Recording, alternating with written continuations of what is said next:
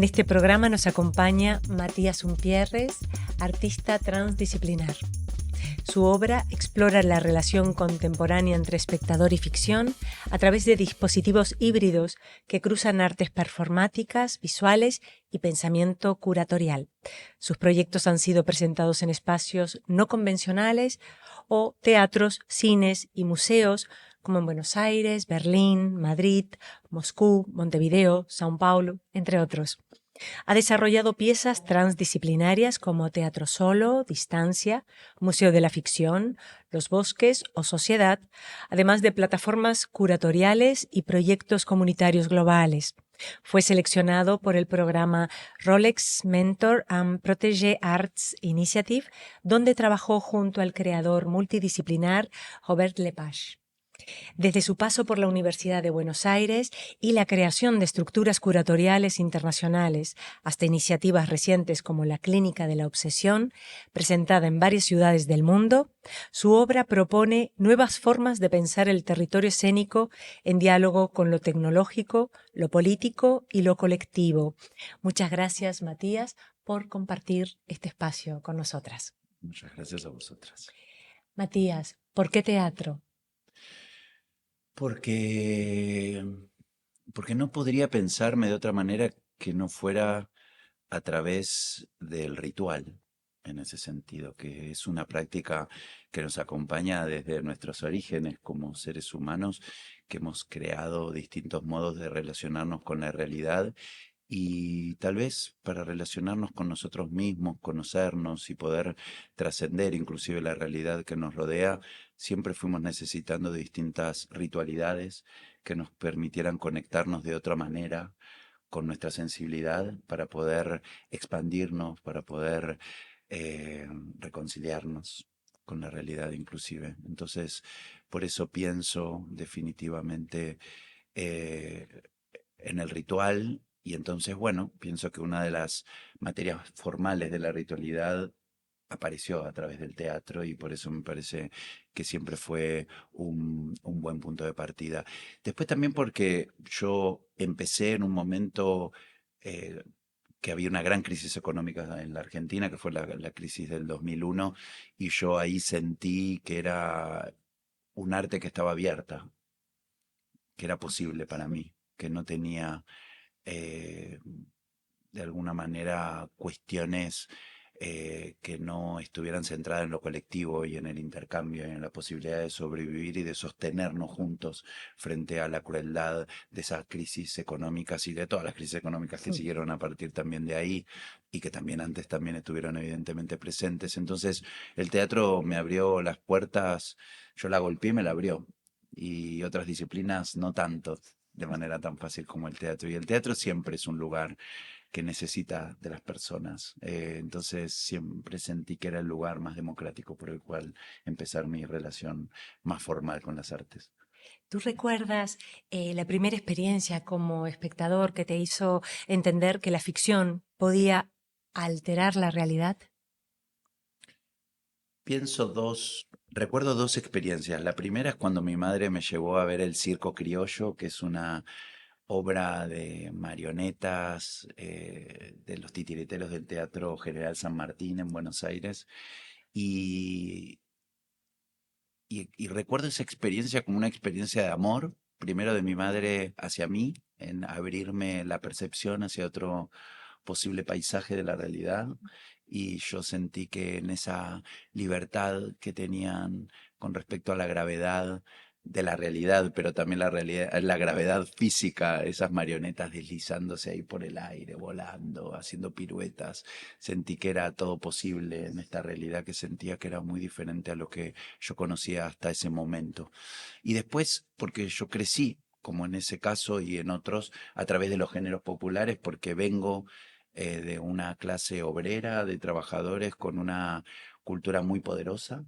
En todo sentido, y vengo de una enorme riqueza, que no es económica, pero sí es una enorme riqueza cultural, de un mix de culturas por ser hijo de migrantes, pero que de alguna manera los que venimos y los que somos en ese sentido en una posición obrera frente a la realidad, eh, nos nutrimos de los géneros populares, ¿no? Por suerte no nacimos con esos problemas clasistas que tienen otras posiciones sociales y eso nos da una libertad de poder crecer frente a grandes géneros populares y entre ellos la telenovela. Entonces yo recuerdo una situación que es preciosa dentro de mis experiencias y que tiene que ver con que estábamos mirando una telenovela con mi mamá, con mi tía y con mi abuela. Y en esa telenovela que se llamaba La extraña dama, pasaba una situación tremenda. Entonces yo lo estaba viendo en ese momento en el televisor y como era en ese sentido todavía el patriarcado lamentablemente hacía mucha ejecución sobre los hombres y teníamos esa especie de mandato de masculinidad, sentí una enorme necesidad de llorar en una familia que no lloraba tanto. Entonces cuando veo lo que estaba pasando en la telenovela, quiero llorar, pero intento no llorar. Y me volteo y veo a mi madre, a mi tía y a mi abuela llorando como nunca las vi llorando.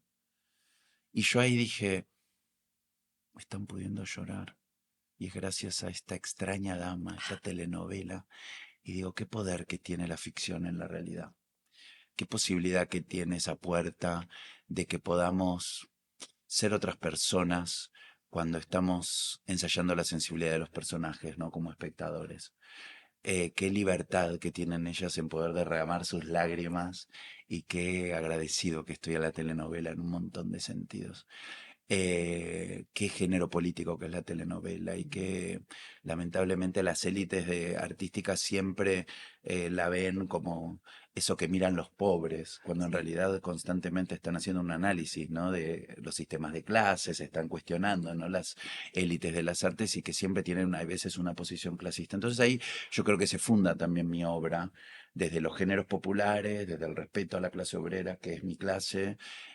Yo trabajo para esos espectadores, dialogo con esos espectadores, estoy orgulloso de dialogar con esos espectadores, no quiero dialogar con otros, porque soy muy feliz siendo parte de ese lugar poderosamente cultural y terriblemente rico. Yo vengo de una gran riqueza, que es esa riqueza que después, cuando fui creciendo y también mis padres me dieron y lucharon por una educación muy elitista, digo, en un sentido, como un salto Mm. desde el obrero, ¿no? De conquistar de alguna manera esas otras posibilidades, y yo ahí me di cuenta que yo ya venía de un universo muy rico, que yo no tenía que conquistar otro lugar. Entonces, de alguna manera son esos mis primeros pasos. ¿Cómo fueron esos comienzos, descubrimientos, esas fronteras? Yo nací en una frontera, ¿no? Porque soy hijo de migrantes y al final cuando yo estaba en la Argentina era percibido como una especie de uruguayo en la Argentina, a Mm. pesar de que yo había nacido en la Argentina. Y también yo extrañaba Uruguay, extrañaba mis bosques uruguayos, extrañaba una humildad muy especial del Uruguay para percibir la realidad. Y cuando estaba en el Uruguay yo extrañaba la Argentina, extrañaba esa especie de idea muy frondosa con respecto a las personalidades, muy ególatras, muy construidas para el escaparate en un montón de sentidos. Y al final me di cuenta que yo nací en el Río de la Plata. Mm. Yo no nací en el Uruguay ni en la Argentina. Yo nací en ese lugar que es el Río de la Plata, en ese escenario que es un escenario líquido y por ende es el escenario de la sensibilidad, siento en un sentido poético o metafórico, y yo al final en ese Río de la Plata eh, siento que fue mi primer escenario, ¿no? Y yo me di cuenta que al final ese es el lugar desde donde yo construyo, ¿no? Desde esa frontera que me permite percibir las realidades desde otro lugar. Matías, ¿dónde está el hogar de quien decide cambiar su destino? Parafraseando independencia, que es videojuego, y experiencia. ¿Dónde está el hogar? Que esa, bueno, qué sé yo. Yo me acuerdo de una película de Aristarain, que es un gran director argentino que tiene esa película que se llama Un lugar en el mundo. Y la vi de muy pequeño y yo no entendía tanto, pero entendí algo de quienes nacimos sin raíz, que somos los hijos de los migrantes, ¿no? Quienes cuando pensamos el territorio donde nacimos no tenemos historia con ese territorio. Yo no tengo una historia con la Argentina. Mi historia es la que yo construí, pero no tengo una historia heredada con respecto a la Argentina. Mis padres no tenían una posición clara de qué era la Argentina, qué era la política, qué era un montón de grandes estructuras que definen a una personalidad y una entidad de ser argentino. Yo la fui descubriendo como los hijos de migrantes que llegan a la Argentina y que son los traductores de esa cultura para sus padres, ¿no? Y los hijos de los migrantes traducimos en términos culturales para que nuestros padres puedan entender desde su propia cultura que también conocemos, ¿no? Entonces nos volvemos traductores y esa también es mi posición a veces como artista, el problema de la traducción, no necesariamente del idioma, o sí, porque mi, mi, mi trabajo siempre está citando a muchos modos de hablar del Y mundo y lenguaje, ¿no? lenguajes, entonces tan Códigos. presente el Sí. problema del idioma y la riqueza del idioma y el cuestionamiento al idioma también, y cómo el idioma también se va tomando de un montón de otros idiomas, y por ende somos todos migrantes, y los idiomas también son migrantes constantes que se van repensando en ese sentido.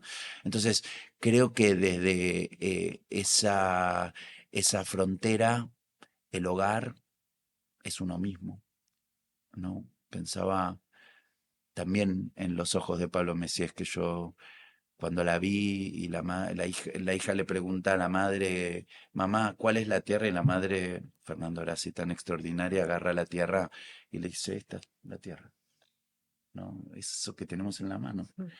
Eh, y que me emociona, digo, cuando lo pienso, ¿no? Evidentemente, porque es eso, el hogar, y el hogar es uno. Y si uno no se cuida el propio hogar, ¿no? Y de alguna manera eso es creo lo que voy construyendo, porque al final el estar siempre desarraigado, uno dice, uy, va a venir una tormenta y me voy a caer y te das cuenta que te zarandeas como los árboles, pero sin raíz. Y eso te deja más fuerte. ¿Cuáles son tus fuentes de inspiración? Bueno, creo que muchas. Posiblemente cuando migré me di cuenta, como cuando muchos amigos me dicen y tienen hijos y dicen, ay, comprendí a mis padres. ¿No? Y digo, ay, qué bien, cuando uno ya madura y dice, soy empático, ¿viste? Mi mamá y mi papá eran un hombre y una mujer, más allá de mi padre y mi madre. Y cuando veo a mis amigos y empatizo con lo desastre que pueden ser en un montón de cosas, digo, bueno, estos también eran mis padres. Son mis amigos, te Claro. quiero decir, los entiendo. Y hay algo de eso que me hizo darme cuenta que, bueno, que mi trayectoria como artista en un sentido es un homenaje a ellos y a todas las imposibilidades de ellos con respecto a la vida y a todas las posibilidades de ellos con respecto a la vida. Entonces yo creo que al final es muy frondoso esos árboles que conocí y en los que me alojé, que son ellos. Pero bueno, también hay un bosque alrededor de esos árboles y pienso en algunas pintoras que son muy importantes para mí, como de pronto Maruja Mayo o Ángeles Santos, que es realmente muy importante, o Eleonora Carrington, o Paula Regó, o Frida Kahlo también, evidentemente. Digo, pero todas mujeres que piensan la dimensión del espacio en un sentido donde esos personajes no paran sobre una superficie y sobre una perspectiva que es la que imponen los hombres dentro de la historia del arte, por ejemplo.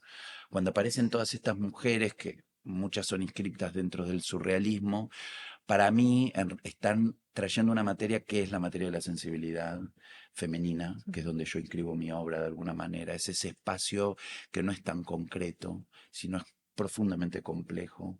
Es una especie de lágrima que cae con un montón de figuras dentro que no tienen una superficie muy clara y una perspectiva tan clara. Y por eso a mí me gustan ellas como punto de partida, porque yo siempre dibujé y tuve una formación muy plástica y escultórica de muy chico, y mis padres me incentivaron mucho a ello, también porque soy hijo de un ceramista y un yesero, y de pronto yo dibujaba y no me inscribía en esos señores que eran los maestros de la pintura, o sí en muchos sentidos, pero no tanto, y cuando de pronto veo a estas señoras, digo, soy, estoy inscribiéndome ahí, ellas me están dando, y para, por ejemplo, para los 80, a los 90, no eran consideradas como son consideradas ahora cualquiera de ellas, ¿no?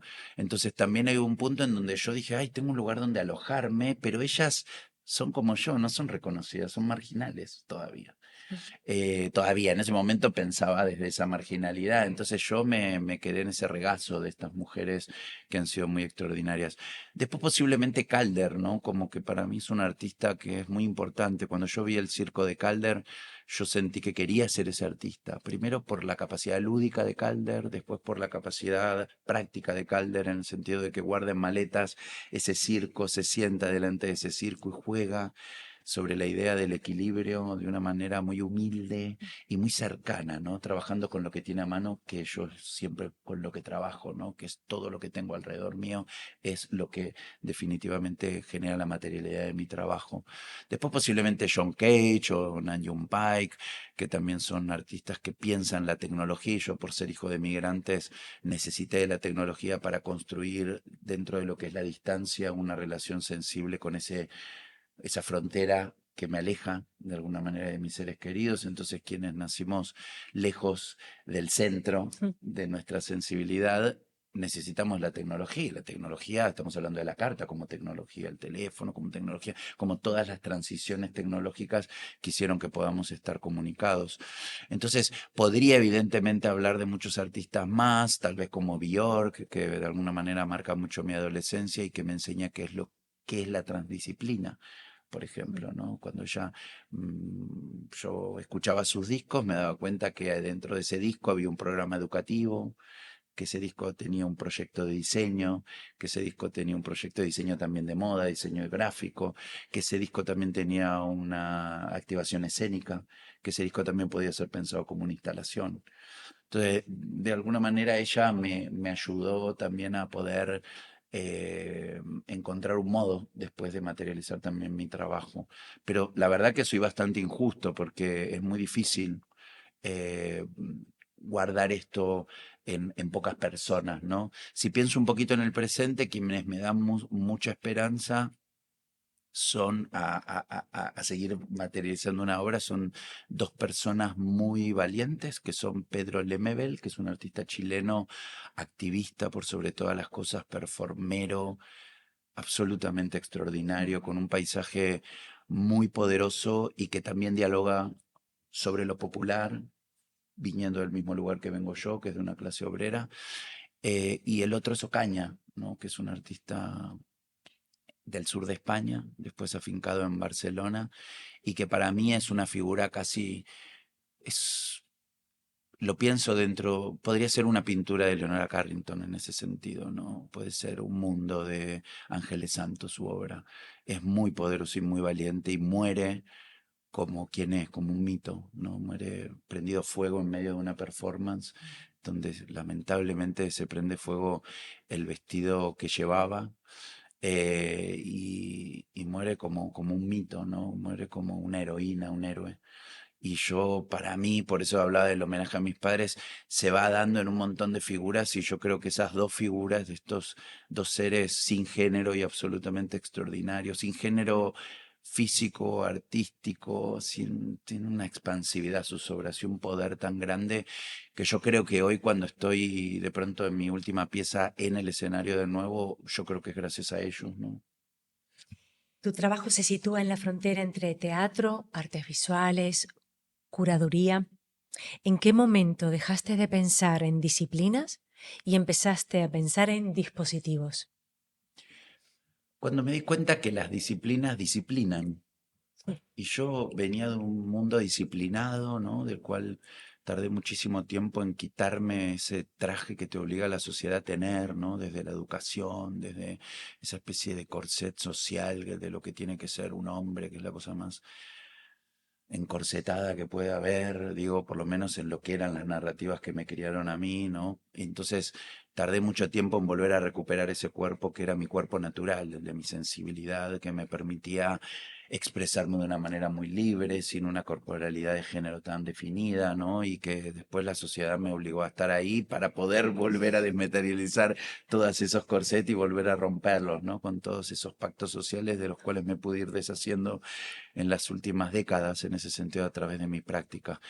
Entonces yo sentía que tenía que enfrentar dentro de las disciplinas algo que me llamó la atención, porque cuando entré al mundo de las artes me di cuenta que la gente me empezaba a decir, pero Matías, ¿esto es teatro o esto es artes Ujú. plásticas? ¿Esto es artes plásticas o esto es cine? Entonces empezaba como, y había una cosa bastante fea que es, Matías, ¿por qué no te concentras un poco más? ¿Qué quieres ser? Entonces yo, viste, yo quiero ser yo. Sí. Y yo quiero producir un tipo de producción que sea coherente a quién soy yo y a quién me puedo, qué obra puedo defender yo dentro de la realidad. ¿Qué obra quiero militar yo como artista? Y es la misma obra de la vida que decidí emprender, que es la obra de un inmigrante. Entonces yo soy un migrante dentro de las artes. Para la gente del teatro muchas veces soy de las artes visuales, para la gente de las artes visuales soy del teatro, del cine. Siempre el problema parece que es de otro, no en ese sentido. Entonces yo por eso soy alguien que está en la frontera, y está en la frontera de la vida geográfica, estoy en la frontera cultural, estoy en la frontera de los géneros, y estoy en la frontera de las disciplinas en ese sentido. Entonces es ahí que yo dije, bueno, voy a crear dispositivos, voy a considerar que mi trabajo es crear preceptos que me permitan crear prácticas que no necesariamente tienen que estar pensadas para una sala teatral. No podría hacer ese trabajo, no quiero hacer ese trabajo. Yo siento que lo más lindo de ser artista es que podemos crear una práctica que no esté alienada. Y si yo de pronto tengo que pensar que todos mis proyectos tienen que entrar en la caja oscura del teatro, no quiero eso para mi vida. Quiero elegir eso. Quiero decir, esto sí necesita de un escenario. Pero también si el público tal vez conoce mi obra, como también la conoces tú, hay un punto en donde yo, por ejemplo, he utilizado los teatros desde otras perspectivas totalmente distintas, ¿no? Y que la gente ingrese en una experiencia teatral desde la entrada donde entran los empleados del teatro, se queden en los camerinos y entre al escenario como entramos los artistas y salgan por la platea como salían originalmente los espectadores en cualquiera de las prácticas. Entonces siempre invito a que los espectadores tengan otra experiencia del modo disciplinado de la realidad, y eso es a través de crear estos especies de dispositivos que tampoco quiero categorizarlos dentro de esas formas, pero Ujú. entiendo, porque al final cuando uno califica las formas y les da palabras, les crea límites. El problema del diccionario, ¿no? Y sin embargo trato de no crear esos límites. Procesos creativos. Tu dramaturgia nace más desde la imagen, el concepto o el espacio. ¿Y cómo ha determinado el espacio o ha sido a la inversa cuando has trabajado en lugares no convencionales como bosques o fábricas cerradas? ¿No? Cuando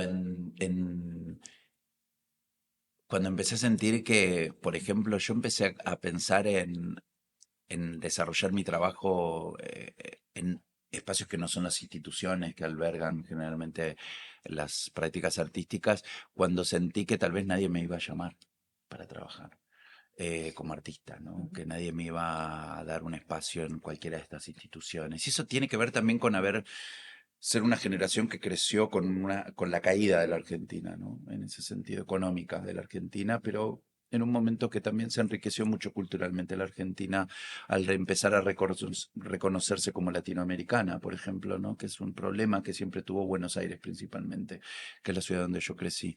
Entonces, en realidad yo me empecé a dar cuenta que tal vez los espacios que me rodean a mí son escenarios muy poderosos y que pueden, a través de lo que se considera la convención, ¿no? Que es la convención de creer que a partir de este momento esto que estamos reconociendo como realidad se vuelve ficción, que tú te vuelves una actriz por una convención que Ujú. estamos creando donde yo soy el espectador y tú me dices que eres una condesa del siglo XVII.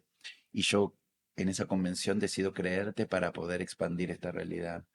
Qué poder que tenemos los seres humanos en ese sentido, ¿no? Entonces dije, entonces tal vez este, apartamento se pueda volver una fábrica, o esta fábrica se pueda volver otro espacio, o este espacio se pueda volver una dimensión que pueda albergar una historia, que es la historia de este empleado que está trabajando todos los días ahí y que en su cabeza tiene un imaginario tan poderoso que nos puede hacer ver que entre esta fábrica de chorizos, por ejemplo, que estuve en el Pirineo haciendo un proyecto, este hombre que está haciendo, este obrero, este hombre que pudo haber sido mi padre, en realidad tiene un mundo tan rico dentro.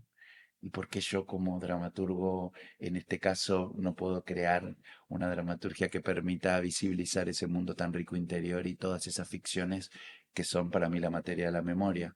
Entonces es ahí que empecé a creer que todos estos espacios eran posibles y que un maestro para mí, que me dio mucha libertad, que fue Peter Brook, me haya permitido a través de su lectura expansiva, entender que cualquier tapete, cualquier alfombra puede ser un escenario.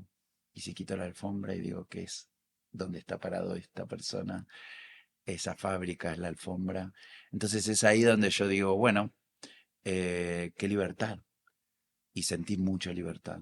Y yo creo que lo que hago como artista es prácticas que me permitan sentir libertad, sentir que puedo hacerlo a pesar de todo, que si viene mañana una pandemia, que si viene una guerra, yo me he inspirado en todos estos artistas que durante la guerra han hecho sus prácticas.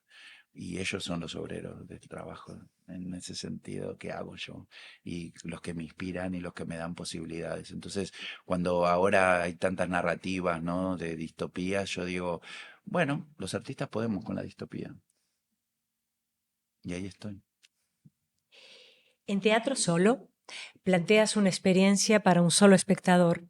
¿Qué descubriste sobre la intimidad escénica al dedicar la pieza a una sola mirada? Bueno, yo pienso que en una época donde somos un número, donde hay una construcción de lo político que está a partir justamente de cuestiones económicas, estamos pensados desde la política, ¿no? No como sujetos sensibles que son políticos, desde la propia sensibilidad y no desde necesariamente la economía, de lo que repercutimos económicamente y de cómo repercutimos también dentro de la lógica eh, de número social, ¿no? Que también somos como estructura social y demográfica también en ese sentido. Entonces también en ese punto pienso que el ser humano no existe en relación a la matemática desde el número uno, porque ser humano siempre es a partir del número dos, que es el acto de procreación y el acto de poder seguir viviendo. Cuando el ser humano se queda en el número uno, se acabó el ser humano. Entonces desde ahí yo sentí que había la posibilidad de poder salir de el número para poder apoyarme en lo colectivo, en ese sentido. Y lo colectivo para poder volver a sentir el cuerpo en un momento donde, esta es una pieza de 2013, empezaba a aparecer la figura de lo virtual de una manera muy expansiva y muy poderosa, y sentía que cada vez sentíamos menos nuestros cuerpos. Después la pandemia claramente ubicó eso en una posición, ¿no? Que es la de la sensación constante de que los humanos quieren dejar el cuerpo por una cuestión tal vez de pereza, de que quieren teletrabajar, de que quieren manejar su tiempo, pero cada vez renuncian más a su cuerpo. Y la performatividad te permite sentir el cuerpo. El teatro, el origen del teatro es el origen del cuerpo en el espacio, ¿no? En ese sentido, exponiendo unas sensibilidades frente a una platea que son cuerpos en ese punto. Entonces dije, bueno, ¿qué pasa si nos salimos de la manada para ir hacia la tradición oral? Ir a esas personas que es mi abuelo, mi padre contando mi historia, mi madre, mi abuela, contando mi historia de quiénes fuimos y qué pasa si eso nos permite expandirnos, pero justamente desde el tú a tú, del de voz a voz. Y es ahí que sentí una táctica de resistencia frente a la realidad, porque sentí que me daba la libertad de poder crear una experiencia que si yo tenía a 5 personas por día, era posible, porque tenía 5 personas que me iban a visitar por día y que por ende íbamos a poder hacer una experiencia que no necesitaba el gran mecanismo del teatro, el gran mecanismo del museo, ¿no? Que yo también trabajo en museos. Digo, no existían todas esas formas y me daba una libertad de acercarnos. al otro y de también escuchar al otro, porque teatro solo no son piezas en donde habla una persona y el otro ve, sino que el otro interviene constantemente, es una conversación. Y en esa conversación, para mí es el proyecto que cambia por completo mi producción. Porque me doy cuenta que escuchando al otro es que nació mi verdadero trabajo como artista. Yo creo que yo venía trabajando desde 2005-2006, ya creando piezas. En realidad, el 99 es la primera pieza que yo estreno como actor. Pero en 2005-2006 es cuando yo empecé a tomar la decisión de dirigir, siendo todo muy chiquito, muy prematuro en Ujú. ese sentido. Yo curaduría, empecé a hacer curaduría a los 27 años, en ese sentido, y a dirigir a los 25, y a actuar a los 19, a los 18. Entonces también hay un punto en donde yo claramente era el territorio en el cual yo quería relacionarme con la realidad, también quería enfrentarme a decir, ser artista es totalmente posible. La sociedad no piensa que es posible. ¿De qué vas a vivir de ser artista? No se puede vivir de ser artista, claro que sí. Si trabajas como artista, si te dedicas a ser artista, puedes vivir. Sé que es difícil y que esto da para otro podcast y para otro capítulo y para un largo debate, pero es completamente posible. Mis padres no me ayudaron y yo pude. Puede cualquiera, en ese sentido. Y quiero siempre dar esa esperanza a un artista cuando empieza. Es posible. Si todas tus preocupaciones están dentro del problema del teatro, es posible. Y teatro solo de alguna manera es una táctica de resistencia para hacer posible la posibilidad de actuar. Si todos los días recibes en tu casa a una persona y le cuentas una historia, la cantidad de gente que necesita eso y esa persona te paga una pequeña entrada, tú vas a poder ser artista. Y digo, si podemos pensar tácticas que nos hagan posible a nuestras producciones, a nuestro modo de producir, es posible hacer lo que queremos hacer. Entonces, teatro solo para mí es una respuesta a todo eso y una respuesta a la corporalidad, una respuesta a volver a sentir nuestros cuerpos y a volver a conectarnos con nosotros mismos por fuera de los marcos institucionales, por fuera de las virtualidades, ¿no? Por fuera de cualquiera de esos lugares que no son más que el encuentro. Wow. Nos vamos a distancia. Múltiples pantallas, 5 músicos en escena, 4 actrices transmitidas en directo desde París, Hamburgo, Buenos Aires y Nueva York. El amor a 7.000 kilómetros de distancia e interferido por una fusión ecléctica de recuerdos felices, melodías melancólicas, registros familiares, archivos ocultos, imágenes del olvido, consumismo delirante. Este espectáculo desafía los límites de la escena, abriendo las puertas del teatro a la era virtual y multiplicando los estímulos para dar como resultado una apuesta plagada de acción e intensidad. No estamos en pandemia. Mucho antes anticipó o fue una premonición de formas de teatralidad virtual que luego vimos lo que tenían como peso. ¿Cómo surgió esa pieza y qué resonancias tiene para ti hoy? A mí me encanta como artista tener una posición que me permita cuestionarme. Y el año que hice teatro solo sentí que tenía que hacer dos proyectos que eran teatro solo, que es recuperar el cuerpo, recuperar el encuentro, recuperar la relación física con el otro desde una cercanía absoluta. Y todo lo contrario, poder pensar la virtualidad y hacerle una pregunta al teatro que es, ¿cómo tienes pensado acceder a la era virtual? ¿Cómo puede el teatro ser pensado en una lógica de virtualidad? Y eso me lo permitió pensar desde la curaduría, ¿no? Cuando desde proyectos curatoriales dentro de las artes vivas invitaba a artistas y eso me permitía ver lo que estaba pasando en el escenario, en estos proyectos que fuimos creando con todos estos artistas, pero también mirar mucho a la platea, de cómo se relaciona con la obra fuera de mi obra, ¿no? Como con las obras de otros artistas. Y hay algo de nuestra época que tiene que ver con esta recurrencia a la virtualidad, con estar enfrentados prácticamente todo el día a la pantalla, las personas que vivimos en ciudades, que no es la mayoría de la gente, pero hay muchas personas que vivimos en ciudades que consideramos que esta es la realidad de todas las personas y por suerte no son todas las personas, digo, pero hay una relación tan fluida con la pantalla que me llamaba la atención que cuando nos encontramos con el teatro, por ejemplo, ¿Qué pasa con el cuerpo vivo? ¿Qué pasa con hacer silencio? ¿Qué pasa con el sometimiento de la butaca?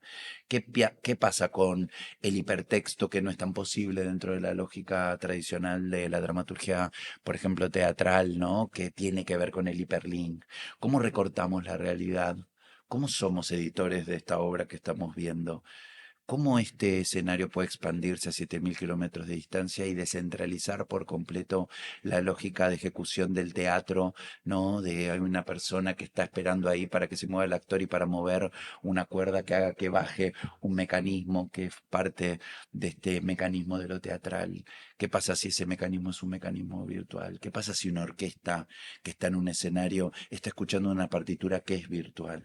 ¿No? ¿Qué pasa si las actrices están en un coro de voces descentralizado, con 7.000 kilómetros de distancia de diferencia, como cuando hacemos estas eh, llamadas, ¿no? Que a veces tenemos con personas que están en distintas partes del mundo y que vamos construyendo de alguna manera un escenario? ¿Cómo podría ser una obra que habla 4 idiomas al mismo tiempo? Y eso para mí de alguna manera es la realidad y yo es lo que intenté hacer en distancia, ¿no? Y que me alentó son siempre, bueno, personajes del arte que siempre, yo estoy siempre dialogando con artistas de mi época, de otra época, y pensaba mucho en una obra que a mí siempre me gustó mucho, pero que nunca hice, que es La voz humana de Cocteau. Distancia tiene el gesto de la voz humana, a pesar de que no utilizo ese texto para nada, pero sí utilizo un gesto de Cocteau, porque investigando sobre esa obra, descubrí que Cocteau escribe esa obra justo cuando aparece el teléfono. Y cuando aparece el teléfono, él dice, uy, este aparato va a cambiar la relación que tenemos con el amor. Y por ende cambia el discurso amoroso. Porque está este aparato en donde ahora aparece una voz que nos dice que te, te amo, pero con una fisicalidad que no está acá al lado mío. Entonces yo le creo a esa voz que está a la distancia, o esta persona me está diciendo te amo mientras está acostado con otra persona. ¿Qué es lo que le pasa a esa señora, Sí. ¿no? Que utiliza este teléfono para hablar con él y que se queda en esta espera creando un fantasma que es el fantasma de la ficción del amor, Mm. de la ficción del amor que heredamos, de ese príncipe azul o esa princesa violeta que aparece en nuestra vida y que en realidad es una construcción amorosa que no tiene nada que ver con la realidad del otro. Entonces, frente al abismo del amor, me parece que Cocteau escribe a través de ese encuentro con la tecnología una especie de abismo sobre la tecnología también. Y yo dije, el Skype, que era en ese momento, en 2013, lo que nos empezó a generar esta especie de relación con la voz, pero también con la imagen, yo dije, uy, acá hay una relación que vuelve a ser problemática como la de Cocteau en ese momento. Entonces fue ahí que yo dije, voy a hacer una pieza que reúna a una marea de voces, una marea de actrices. Ya no es una actriz, sino en la época de la comunicación son 4 actrices. Ese cuerpo se cuadriplica y ese cuerpo ya no está en el escenario, ese cuerpo está en la virtualidad, está atrapado en un universo que vaya a saber cuál es, y es el universo de la sensibilidad en realidad. Eh, y es ahí por lo que yo pienso que Jorge Duati, que es un teórico argentino, dijo que eran personajes que lloraban el cuerpo en escena, que piden el cuerpo. Y yo dije, qué interesante, porque es lo que llora ella, la protagonista de Cocteau. Llora ese cuerpo, ella necesita la fisicalidad del cuerpo. Y es la respuesta a Teatro Solo también. Teatro Solo da el cuerpo y Distancia te dice, ¿amas el cuerpo virtual? Porque es un modo de amor de nuestra época también. Y era lo que yo intenté definitivamente hacer con esa obra. Después Sergio Blanco, que es un gran amigo que también admiro mucho, me dijo, te adelantaste al Zoom, porque de alguna manera Distancia hoy se ve de una manera muy coherente, porque se ve Sí, una conversación de Zoom y en ese momento no existían ese tipo de claro. comunicaciones, ¿no? Entonces, de alguna manera es lo que hacemos los artistas, que en realidad no estamos trabajando sobre su futuro, estamos problematizando el presente. Por eso somos tan incómodos para la política algunas veces, ¿no? Porque estamos cuestionando. Y no porque no nos gustan las cosas, sino porque cuestionarlas es hacer que el ejercicio de la democracia sea más profundo y más sólido. Y eso hacemos los artistas, trabajar sobre la sensibilidad que contiene la política para poder complejizar y para poder hacerla mucho más fuerte. Por eso somos necesarios dentro de la realidad. Por eso la inversión en cultura es inversión en sensibilidad, es inversión en que los pueblos tengan una salud sensible, que es lo que no quieren todos los grandes movimientos, lamentablemente políticos, que quieren tratar de que vivamos sin sensibilidad, de que vivamos sin sentir para ser máquinas, ¿no? Que es la teoría histórica económica de los grandes poderes económicos que han hecho que seamos cuerpos o para morir en las guerras, para luchar por sus de alguna manera capitales o para hacer un trabajo en serie que haga más ricos a estos señores y mientras tanto tengamos una percepción de la vida un poco gris. Y por suerte los artistas obreros traemos de alguna manera un páramo de sensibilidad que hace que nosotros también los obreros podamos encontrarnos de otra manera, podamos dialogar desde otra manera y me parece que en ese sentido es lo que trato de hacer con mi trabajo, ¿no? Museo de la ficción. Aquí aparece la idea de museificar lo efímero. ¿Puede el teatro convertirse en archivo sin perder su esencia? Bueno, claro, yo siempre trabajo mucho sobre la idea de, bueno, de mitología, de tradición oral y de archivo, ¿no? Como que ahí aparece una especie de triangulación con otros temas también, evidentemente, pero bueno, como que hay veces que la tecnología es un poco la respuesta a la lógica de archivo, ¿no? Porque la tecnología es un modo de archivo, ¿no? Yo siempre pienso que la tecnología es la resistencia al olvido. Nos permite, ¿no? Guardar algo que se resiste a ser olvidado, ¿no? La carta, por Mm. ejemplo, ¿no? Y la imagen, definitivamente. Por eso nos resistimos por ese enorme miedo a la muerte y hacemos constantemente fotos. Entonces pienso y digo, ¿a qué nos estamos resistiendo? ¿Qué no podemos dejar de ver? Y después no las vemos más. ¿Quién las va a ver? Entonces es ahí que de alguna manera pienso en la práctica de la ficción, ¿no? Y en el problema de la museificación, ¿no? Porque yo amo el museo, amo el espacio del museo, porque es un espacio de meditación para mí. Ir a un museo es un espacio para ir a pensar, para que artistas nos muestren desde sensibilidades de distintas épocas cómo sentían. Entonces bueno, yo pienso que la historia del arte, y la inscribo en mi trabajo siempre en que la historia del arte es la historia de la sensibilidad. Y en realidad cuando uno ve un cuadro del siglo XV, está viendo cómo sentía alguien del siglo XV. Por eso creo mucho, en realidad, que los artistas construimos percepción, ¿no? Y ampliamos la percepción de quien se acerca a las artes.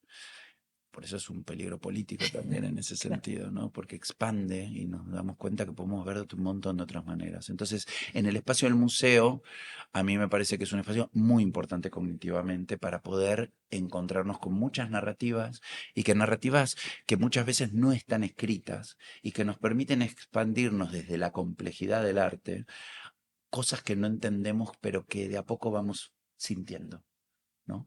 Y que una imagen no explota en mi cabeza necesariamente en el momento que la veo. Tal vez lo hace un mes después. Tal vez lo hace viendo una película. O tal vez lo hace cuando veo dos personas enfadadas peleándose. Entiendo las pinturas negras de Goya, ¿no?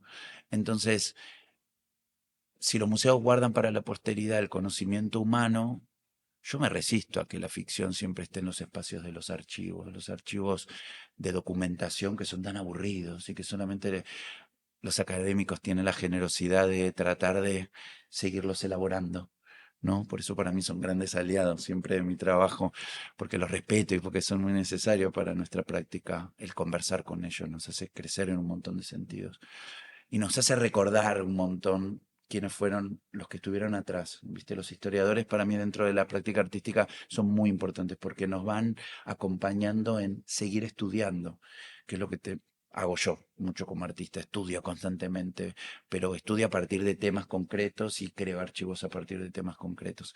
Entonces es ahí que en estos archivos empecé a sentir y dije, ¿y los actores y las actrices que me salvaron la vida? Sobre todo las actrices que me salvaron la vida.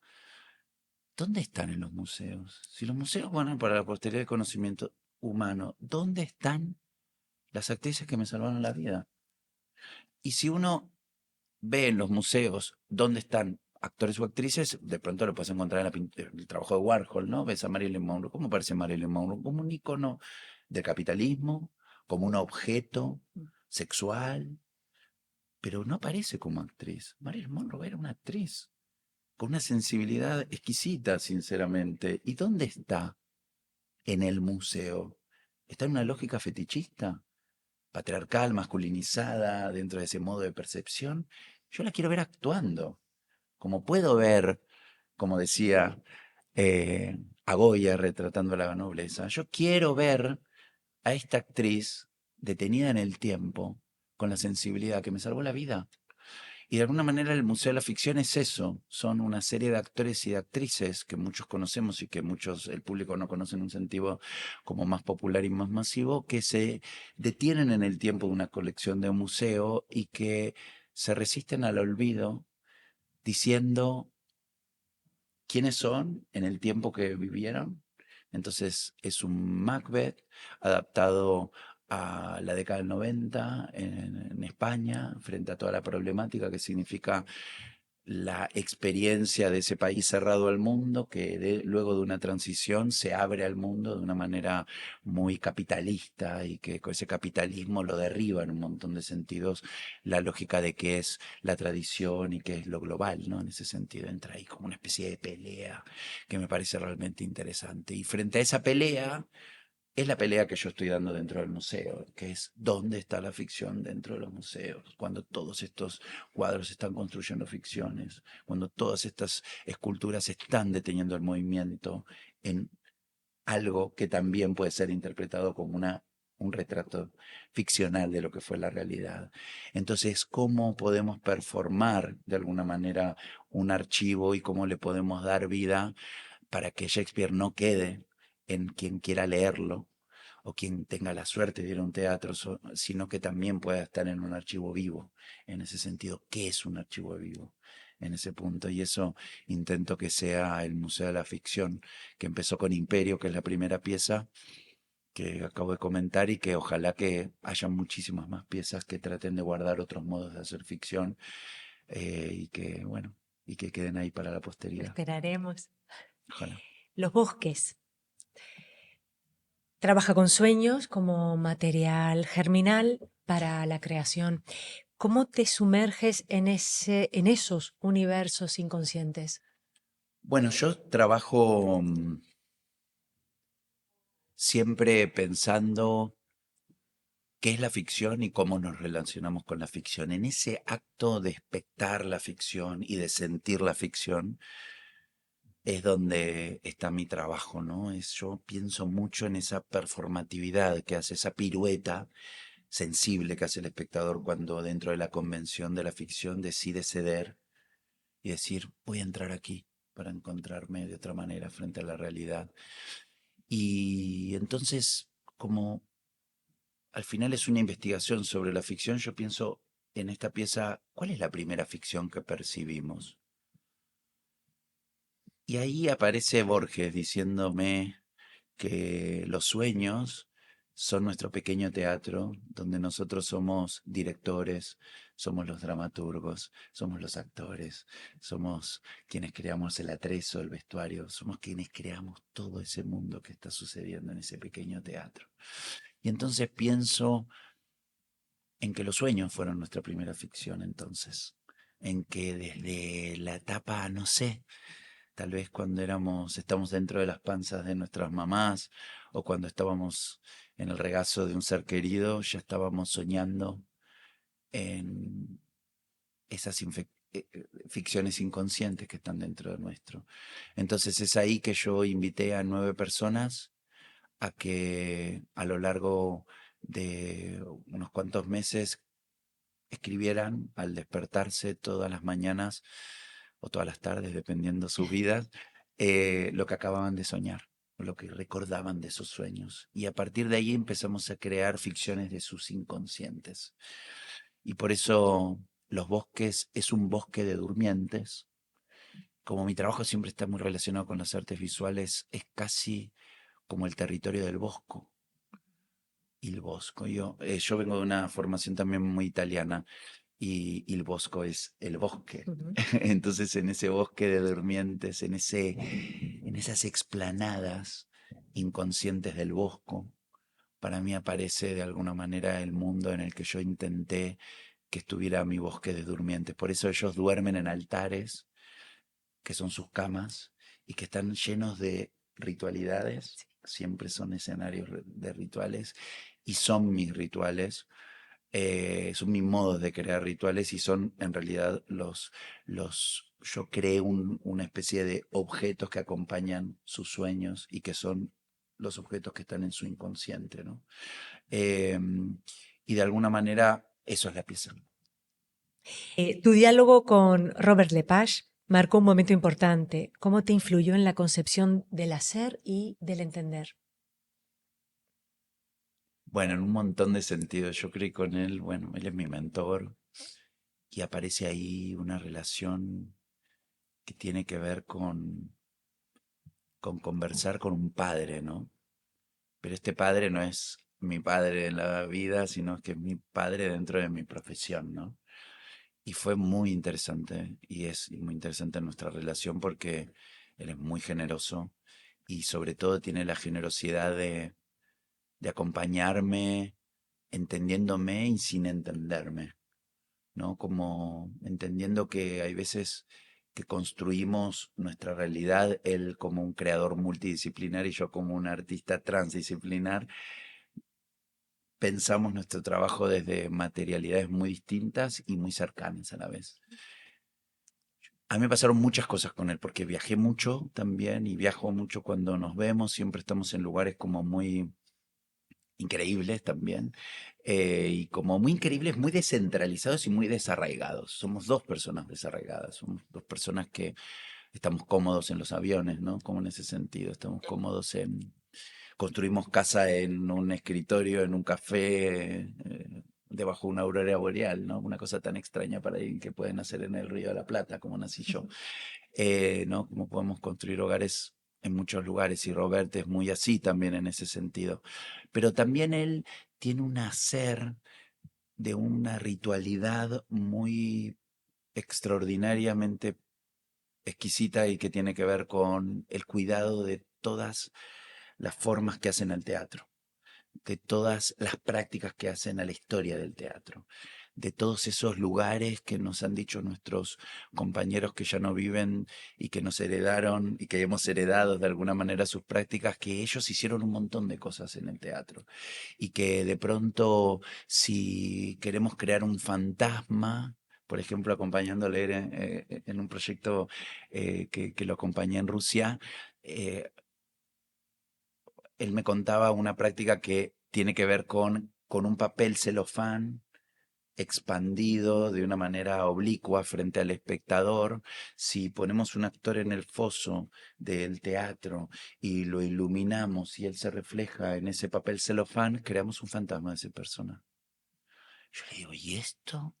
Y empezamos a ver y me mostraba dibujos que son del siglo XVIII, ¿no? De nuestros compañeros que estaban haciendo eso en el siglo XVIII, y uno está ahí con las pantallas, y yo digo, este señor entiende mucho qué es el archivo con el cual trabajamos, y que lamentablemente pocos quieren revisar. Todos quieren en esta época, todos no. Hay una parte que necesita, viste, el reconocimiento, ¿no? Ser conocido, ¿no? Este problema de nuestra época, cuando en realidad para poder ser sobresaliente en tu época, ve hacia atrás. Hay un montón de gente que está siendo olvidada y que nosotros somos los que primero tenemos que sostenerlos en el tiempo, si queremos ser sostenidos en el tiempo, ¿no? Es un trabajo de gratitud y agradecimiento y humildad, que es lo que creo que quiero ser y que soy como artista, ¿no? Y que pido y que trato de que mis compañeros también intenten serlo, reconociendo el trabajo del otro y lo importante que es el otro. Y en ese sentido siento que Robert es muy generoso con quienes le rodean, y me ayudó mucho a profundizar en mi propio archivo. No es casualidad que yo hice el Museo de la Ficción, que lo invité a él a ser un protagonista, era el Sí. protagonista con Ángela Molina del Museo de la Ficción, pero luego de eso yo hice Eclipse y luego de eso yo hice Play. Y son proyectos que de alguna manera estoy en el escenario. Entonces también acompañarlo, viéndolo tanto a él en el escenario. Yo hice una gira muy grande de él que estuvimos por todo el mundo de 887, que es su autobiografía también. Y fue muy interesante, ¿no? Como él sobre el escenario pensando el trabajo. Y yo creo que ahí también cogí fuerzas de decir, yo era un actor. Él me lo recordó. Yo empecé siendo un actor. Y después me pasaron un montón de cosas y muchas inquietudes y soy muy inquieta, ¿no? Pero soy un actor que hace escultura, soy un actor que pinta, soy un actor que dirige, no sé si es dirección lo que hago, yo soy un artista, digo, en ese Mm. sentido. Entonces es desde ahí que él también me fue como acomodando de nuevo y yo volví también a reconciliarme con un montón de las figuras del teatro y a entender que tenía que volver al escenario. Él nunca me lo dijo porque es un gran maestro y nunca un gran maestro, como ningún analista te dice lo que tienes que hacer, Él pero hace que tú lo sí te veas. Sí. acompaña en un proceso de una manera tan generosa y tan extraordinaria que yo en el momento como un hijo no entendía muchas cosas. También cómo voy a entender frente a un maestro tan grande, ¿no? También un absoluto genio, digo, un tipo que ha hecho de la imposibilidad las posibilidades más extraordinarias de producción, ¿no? Entonces también hay un punto ahí en donde yo no era muy consciente de con quién estaba creciendo y quién me había dicho que me quería acompañar en la vida como artista, ¿no? Y es ahí que yo creo que con él entendí un montón de cosas que yo quería frente a mi producción, que yo quería frente a esa soberbia también de a veces ser joven y no darte cuenta de un montón de cosas. Y él como, él habla, él dice como un maestro. También tiene esa formación también muy apoyada por cierta formación en Oriente, ¿no? De culturas como muy diferentes, como es toda la cultura japonesa dentro de su realidad. Y yo también estuve mucho en Japón con él y de pronto me di cuenta que ahí estaba muchas partes de, bueno, yo siempre estuve muy interesado en Asia en general y eso también nos ha unido mucho a nosotros, y de la ritualidad con respecto a la cultura asiática, que es muy diferente a la cultura europea. El europeo profana mucho más. El asiático sigue trabajando sobre esa profundidad de lo que es, de alguna manera, las tradiciones que son realmente milenarias. Y las culturas latinoamericanas también lo tienen, pero fueron muy invadidas y muy intentando ser colonizadas. Y de pronto, por suerte, viajando por Latinoamérica y saliendo de la capital federal, porque yo crecí en una cultura muy española y muy italiana, y por ende yo tengo una formación sensible y cultural europea, por la colonia que era Buenos Aires en el momento que yo crecí. Y yo por suerte después me fui de alguna manera empapando y de manera también muy humilde tratando de aprender sobre las naciones indígenas, siendo alguien con una posición muy europea dentro del país en donde nací. Entonces también me permitió poder entender esas culturas también milenarias. Entonces yo creo que con Robert trabajé también mucho las ritualidades de otros sentidos, porque yo, por ejemplo, también lo acompañé en otro proyecto con Ariane Mushkin en Canadá y estuvimos trabajando en Alberta con naciones indígenas en acompañar rituales. Entonces hice muchos rituales y de pronto que me haya metido en su mundo, que me haya metido en esa realidad de estas conversaciones mirando en montañas águilas con un cacique que te cuenta historias y que estás mirando águilas en una montaña de Alberta junto a Robert y contándonos cómo los animales construyen los fantasmas de los cuales ellos se alojan y entendiendo una cantidad de texturas que yo digo, qué lástima que nuestras formaciones son tan disciplinatorias de nuestra psiquis y de nuestra sensibilidad y nuestro aparato cognitivo. Qué poco hablamos con quienes saben de rituales. Los directores de teatro saben de rituales, pero hay otros que también saben de Claro. rituales. Y es ahí donde yo creo que mi maestro Robert me permitió entender que habían otras ritualidades. Yo crecí en la frontera también entre el Uruguay, que es la frontera entre la Argentina y el Brasil. Y yo siento que la Argentina le dio un aparato racional al Uruguay y el Brasil le dio la magia. Porque Brasil, si algo entiende, es de magia, la magia del ritual, la magia de creer que hay algo que nos puede sanar y que es la espiritualidad de la sensibilidad, ¿no? En ese sentido, en el rito de Iemanjá, por ejemplo, yo crecí con ese ritual muy misterioso en las playas, Sí. yendo A las ofrendas, a las ¿no? ofrendas y yendo Donde, al otro día a la playa, viendo sí. todas esas velas entre la arena, viendo las barcas con la ofrenda ya en alta mar, Sí. viendo las flores en el mar. Y ese es mi escenario, ese es mi ritual. Y Robert de alguna manera me ayuda a entender que iba por el lugar correcto. En 2018 fue descubierta una máscara de piedra con 9.000 años de antigüedad, 9 milenios cubriéndonos el rostro y persiguiendo la utopía de ser otros, otras. Ya estábamos enmascarados, enmascaradas, cuando vimos el primer eclipse y asustados por la superposición del Sol y la Luna, detuvimos una batalla. Esta es la sinopsis extraída de la web. Hay un momento mágico en la pieza, ese momento de creación de la máscara, cuando tú manipulas el barro. ¿Qué sientes? ¿Qué pasa por ti en ese momento? Bueno, en Eclipse cuando manipulo el barro, que es un momento, para mí es muy importante, porque bueno, yo nací manipulando el barro porque soy hijo de un ceramista.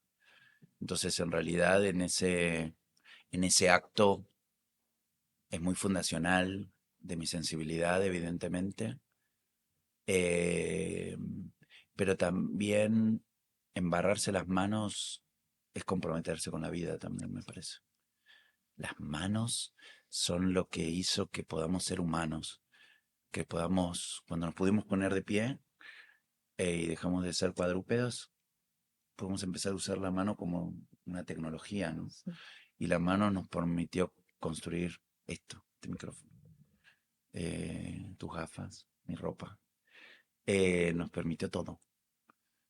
Y las manos tocaron desde el principio la sangre, evidentemente, pero muy rápidamente la tierra, que se volvió barro, ¿no? Y ese barro te permitió crear las primeras formas, ¿no? Entonces es ahí que para mí, bueno, es lo que hacemos, por lo menos algunos artistas, que es recordar quiénes somos, ¿no? Que hay veces que nos olvidamos quiénes somos como seres humanos. Me pasa mucho con mi perra, una vez un veterinario me dijo, tienes que tratar de que se esté con otros perros porque los perros se olvidan que son perros. Los humanos también, que somos una manada. Y hay algo de eso que para mí poner las manos en el barro es incitar al otro a que las ponga, a que el trabajo manual es muy importante en la vida de las personas, no solamente para teclear o para escribir mensajes, ¿no? Si hacemos, bueno, mira en la pandemia la gente hizo mucho pan y a mí me encanta porque el pan es una escultura. Sí. Entonces, yo siempre incito a que el otro se anime a hacer cosas con sus manos porque le permite crear materialidades en relación a su sensibilidad, pero también ejecuta y quema una cantidad de estrés, también siendo concretos, que les permite trascender un montón de cuestiones, ¿no? Entonces me parecía que en Eclipse era importante entender que en nuestras manos está la creación de una tecnología que nos salve de la vida dura que puede ser y cruel que puede llegar a ser la realidad. Y es ahí que yo pienso que entonces en esa situación es transmitir lo que a mí me salvó la vida y lo que nos puede tal vez salvar la vida de mi propia subjetividad. Otro artista te va a decir otra cosa Ujú. y te va a dar otra posibilidad que tal vez tu sensibilidad necesite entender y construir y apropiarse, ¿no? En ese sentido. Por eso creo que hay una parte que es apropiarse, así sea de manera torpe, de cierta sensibilidad que te puede compartir el otro para tratar de volverla propia en ese sentido, ¿no? Por eso creo que nuestra época es una época de la postproducción, donde tomamos materialidades, las atravesamos, como en el manifiesto antropófago, ¿no? De Osvaldo Andrade, que dice justamente que hay que comerse a la otra cultura para hacerla propia. Entonces me parece interesante en ese sentido la manipulación en el sentido práctico de cómo la mano toca la arcilla, definitivamente está hablando, creo yo, de muchas cuestiones y entre ellas animarnos, por último, a construir una serie de máscaras que nos permitan vivir una serie de aventuras en la vida. El sujeto cultural que nos heredan es un sujeto para poblar la vida. Ojalá que nos podamos revelar ese sujeto para poder aprovechar la vida en un montón de aventuras que no es solamente la que nos heredaron, trascender nuestra propia cultura, trascender los propios valores, cuestionarlos, no es ser un mal hijo, es crecer, es poderse apropiar de cómo yo a través de mi sensibilidad de mi época, puedo entender que eso que fue heredado puede ser cuestionado no para ser destruido, sino para ser fortificado, para poder entender un doble sobre eso y para poder poblarme de esa sensibilidad heredada desde otro lugar, ¿no? Y ahí la máscara por algo nos ha acompañado desde nuestros orígenes como seres humanos, porque en un momento necesitamos de la máscara para poder entendernos a nosotros mismos desde otro lugar y para poder entender al otro desde el otro lugar. Y por eso diría que para mí, por ejemplo, Eclipse es una obra sobre la identidad. El pretexto es la máscara, pero en una sociedad que no ha hecho desde nuestros orígenes, cuando nos vamos construyendo como sujetos sociales, hay un punto donde siempre hemos estado enmascarados y hoy la gente dice, oye, hoy la máscara, la pantalla, el móvil, es mucho más fácil tener una reunión por Zoom, somos mucho más libres, creemos que podemos cuestionar mucho más al otro porque hay algo que me enmascara y que me permite contenerme de otra manera. Entonces los seres humanos seguimos estando enmascarados para poder decir la verdad. Antes hablabas de Oswald de Andrade y entonces nos vamos a Play. Es una conferencia performance, una instalación, el desmontaje de la sociedad teatral en la que vivimos, casetes, esculturas, radios, teléfonos, personas, rizoma de historias. ¿Cómo surgió este proyecto? Es un archivo sobre el odio, en realidad, ¿no? Entonces yo bueno, creo que después de crear el archivo, que es lo que acompaña a Play de alguna manera, me fui dando cuenta que, bueno, que lamentablemente los seres humanos pueden ser muy bondadosos, pero son seres muy odiantes también. Y eso es una naturaleza intrínseca en la sensibilidad humana. Y es verdad que ahora hay una incitación al odio como una especie de materialidad política que permite a ciertos grupos políticos barra económicos llegar a conquistar cognitivamente a mucha gente. Entonces, yo siento que al final la ficción puede con todo. Y puede con todo al punto que en la sociedad del espectáculo que vivimos, los políticos se volvieron personajes y la gente los ve como creadores de contenidos. Y hay muchos que están atrapados en el personaje de ficción que construyeron y no se dan cuenta que esos personajes, sin una dramaturgia real, con un cierto talento que no tienen, va a terminar muy mal. Ellos están escribiendo su propio destino.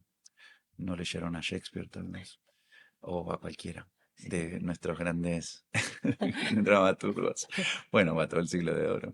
Eh, entonces es ahí que yo digo, bueno, hay o por lo menos yo quiero trabajar sobre crear un archivo de ficción, de la ficción en relación al odio y de cómo fuimos construyendo o reflejando en el espejo de la ficción los odios de las distintas épocas, ¿no? Entonces, sí, el archivo de Play es un archivo que va desde mitologías al presente, ¿no? A distintos modos de encarnar el odio, ¿no? Entonces, para mí, en ese sentido, el modo de construir lo plural por problemas creativos de líderes sociales terminó siendo creando la figura de un enemigo y la figura del diablo, en ese sentido, que ha ido mutando a lo largo de distintas mitologías y distintas eras en distintos cuerpos, cuerpos físicos, cuerpos poéticos y cuerpos que no son humanos, como el gato,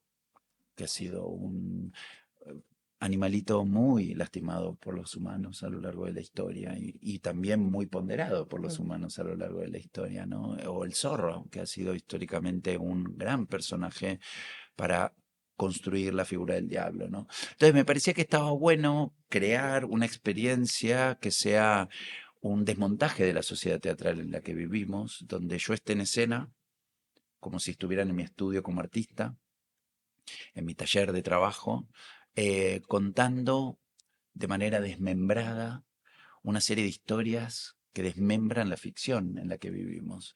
Y ahí me tomo siempre de otros artistas que son mis compañeros, como siempre digo, como Beckett, que piensa los cuerpos desmembrados dentro de esa sociedad automatizada del siglo pasado, ¿no? Donde los humanos necesitan ser máquinas para que los empresarios ganen más dinero, ¿no? Y esa desmaterialización de ese cuerpo que está tan dividido y que en su obra llamada Play los pone cuatro cabezas, tres cabezas en tres urnas, ¿no? Entonces ahí fue cuando yo dije, como Cocteau me ayudó en distancia, el gesto de alguna manera de Beckett, que tampoco estaba, o está presente muy poquito en la obra, me parecía que ese desmembramiento me iba a ayudar a entender que yo voy a mostrar partes de cuerpos para poder hablar de esos seres humanos, partes de figuras que van a crear esa realidad, ¿no? De pronto es el cuerpo desmembrado de un violinista, es el violín.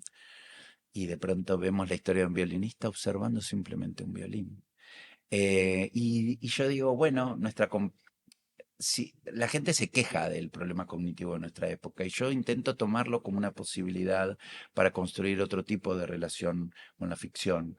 Entonces digo, qué complejo que es el espectador hoy, porque el espectador hoy le puedes poner un violín y puede invocar por la cantidad de imágenes y por la cantidad de ficciones que consume, ya puede entender con una pequeña punta de un archivo, ya puede entender todo lo que rodea ese archivo porque a la vez yo siento que el escenario que más me gustaría habitar con mi trabajo es el escenario que está dentro de la cabeza del espectador.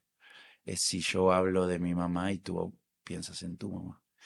Si yo hablo de lo que me duele con la vida y tú puedes hablar de lo que para adentro de lo que te duele con la vida y si eso nos puede crear un puente en común, entonces hemos creado esa conversación que intento crear en todos los proyectos, que es una real conversación. Entonces, al final sigo trabajando sobre la idea de archivo y este es un archivo más formal que otros archivos que aparecen dentro de mi trabajo, porque es un archivo que tiene mucha información y entonces yo quería también trabajar con el eje de la sobreinformación en una sociedad que quiere ganar todo el tiempo y invito al espectador a que fracase en una experiencia escénica que no va a poder abarcar cognitivamente y que va a tener que tomar decisiones dentro del montaje de decir, no puedo con todo. Voy a tener que ver aquí, voy a tener que leer esto, voy a tener que ver al actor o voy a quedarme con un marco visual que tal vez me emocione o con una música que tal vez me lleve a otro lugar. Distraerse es parte de la experiencia. Quedarse pensando en imágenes es parte de la experiencia. Yo veo Cosa que no hacemos habitualmente, elegir. el poder de la danza, Sí. es el poder del pensamiento. Yo veo una obra de danza y estoy acompañando la experiencia del movimiento en el espacio, pero pensando en mil cosas. Eso es la danza. La danza es un espacio para pensar. Por eso la danza también siempre es tan lastimada dentro de las artes escénicas y en España especialmente necesita un espacio mucho más, las creadoras de la danza necesitan un espacio mucho menos precario que el que están habitando dentro de la realidad, ¿no? De las industrias culturales en España. Es injusto que las coreógrafas y los coreógrafos estén en ese lugar siendo tan importantes para nosotros como ciudadanos y como personas que forman parte de esta realidad, más allá de los artistas. Entonces, hay algo ahí que a mí me parece que es en ese sentido importante y que de alguna manera Play en ese punto intenta hacerse cargo del problema cognitivo de esta época. Entonces hay mucha gente que de pronto vio la pieza y dice, es demasiada información, el espectador no puede. Sí, y es la idea. Sí. Pero no puedes asumir que la obra te está proponiendo que no puedas, porque no puedes. Y yo no puedo. Y estoy tratando de decir que no puedo frente a esto que me supera. Y como soy un artista que tiene la suerte de ser de tener una profesión que es una profesión libre, que no es la que tienen la mayoría de personas que forman parte de la sociedad porque están en profesiones que son alienantes y es parte de ser, de construir un trabajo en ese sentido, en un sentido más trivial de lo que es un trabajo para la realidad. Los artistas somos disidentes con la realidad, no podemos con la realidad. A mí el arte me salvó la vida porque yo no hubiese podido la vida, no puedo. Si yo tengo que hacer, yo cuando veo a cualquier persona que tiene cualquier profesión, lo que me despierta es admiración, porque puede asumir esa realidad que yo no puedo. Yo cuando entendí yo cuando vi a mi madre y a mi tía y a mi abuela llorar frente a esa telenovela, personas que les costaba llorar frente a mí, yo me di cuenta que era el modo que yo iba a poder reconciliarme con ellas, que yo a través de la ficción me pude reconciliar con mi madre, a través de la que era ella como espectadora, muy generosa, tal vez como madre menos, porque tenía las trabas de su Sí. sistema cultural, pero como espectadora podía ver cualquier cosa, y esa es la madre que yo amo y que sigo amando.